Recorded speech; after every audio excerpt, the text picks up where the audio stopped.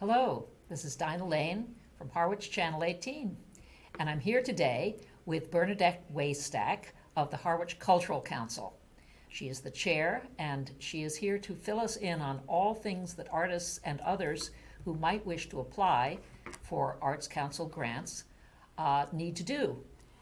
So it's very nice to see you, Bernadette, Great to see you, Dinah. and welcome. Thank you. So we understand that there's a council grant cycle going on right now. That's right. And the applications are due October 17th. That's correct. And I actually am a member of the council as well. So I know a little bit about it, but you are here as the expert to tell people what they need to do to apply. Well- First of all, actually, if you could just fill us in a little bit about what the council does, Sure. because some people are still unfamiliar with that. Absolutely. And Dinah, you're being very self-effacing. Dinah has been on the council longer than I and is probably more of the expert than I am. But the council is one of over 300 councils. Every city and town in the state has one, or region has one, in order to dispense grant money to local groups for all kinds of cultural activities and projects. So one of the things that we're often saying is we have to remember when we say cultural, we can't just think artistic. While we have a lot of visual, performing, and literary artists who will submit projects, culture comes to mean many other things, historical and just anything that enlivens a community and enriches it. We've had various projects over the years here in Harwich, and we have money to give, and we want people to take the money and run. There are a few requirements. We do have, as every local cultural council is supposed to, we have to set our own priorities. So we have certain priorities, and the biggest is that it will have a great benefit for the people of Harwich. But beyond that, it doesn't necessarily have to be someone from Harwich. If it's someone who's going to benefit our town with their project, it doesn't have to necessarily be based here in Harwich per se. But all of those priorities are on our local website for the town, and they're also cross-published on the Mass Cultural Council's website along with the application information. Okay, great. Yes, I would add that it really is to benefit all ages, all groups in Harwich, from the very young to the very old. Right. It's really an effort to reach out to everybody.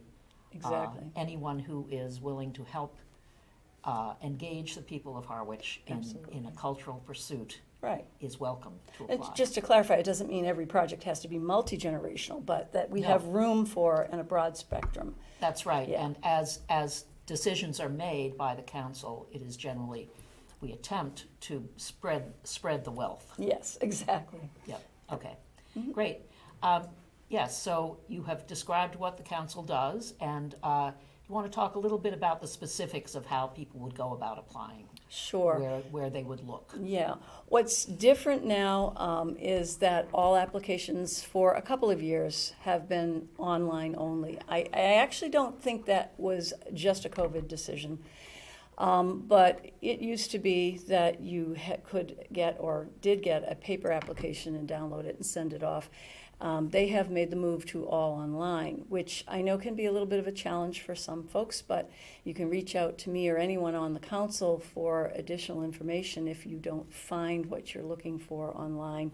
The simplest thing to do is you go right to, and I'm looking at my phone at the town website, find the Harwich Cultural Council page on the town website, and in the blue menu buttons on the left, the very top one is the 2023 grant application funding proposals. And when you click on that, it's going to take you to a link on the Mass Cultural Council's page that gives you a whole little tutorial explaining the process, explaining what to do, explaining our priorities, and they're all listed there, and then takes you to a button that you can click on. When you come to that button where it says Apply Now, it's going to bring you to a platform that the MCC adopted last year, which is called Smart Simple. So you're asked to simply create an account on Smart Simple. You have to put in a username and a password, and then you're able to go right through to do your application online.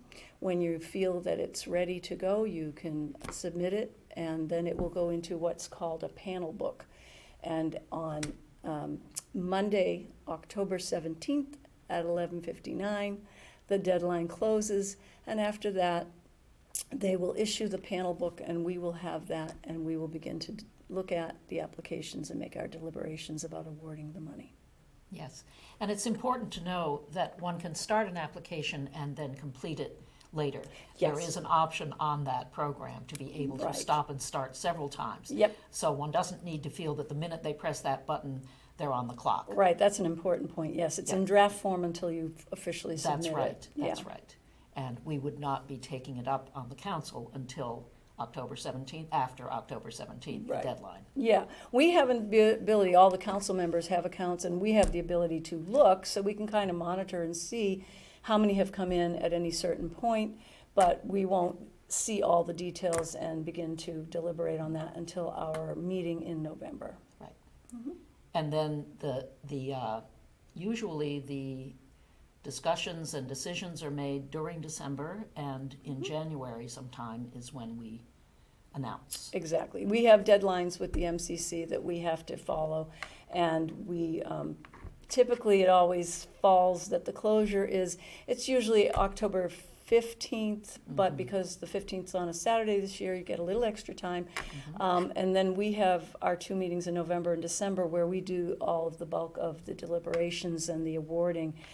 And of course, that gets us all into that busy holiday season. So we try to make sure that we have it wrapped up, but we have until the beginning of January. But that at some point, we have to submit everything to the MCC and say, this is our decision, these are the ones we're awarding.